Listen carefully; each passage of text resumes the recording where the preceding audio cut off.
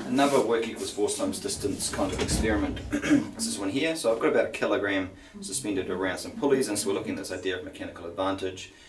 Is it easier to pull the string to lift than it is to actually lift the 980 gram mass? Yes it is. Why? If I grab a force meter, I just make sure it's zeroed, and then I hook it onto this little hook, and then I can figure out how much force is actually required to lift it. And so if I look at that, it's around 2.3 newtons. So I would expect it to be about 10 newtons to lift it, but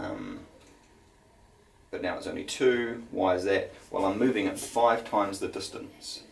So it's still work equals force times distance, except now the distance I'm pulling this one is, so I have to pull it a lot further. So if we think about that change in height, that might have been 20 centimeters, and this change in height might have been 4 centimeters, for instance. So work equals force times distance is true, but I'm applying a smaller force but a large distance to raise a large force a small distance.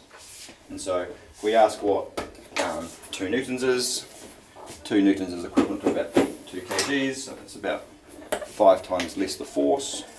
And so if we go work equals force times distance, then I've got a large force, which is the mass, moving a small distance, which is equal to a small force moving a large distance.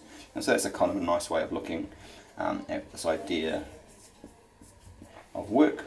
The other connection you might want to link in is into power, which is change in energy divided by time, which is really work divided by time. And so how do you do this more powerfully? Well, you pull this more quickly. Alright, so that's high power versus low power. It's the rate at which there's a transfer in energy. So hopefully 2 pracks that will make year 11 mechanics a little bit more exciting.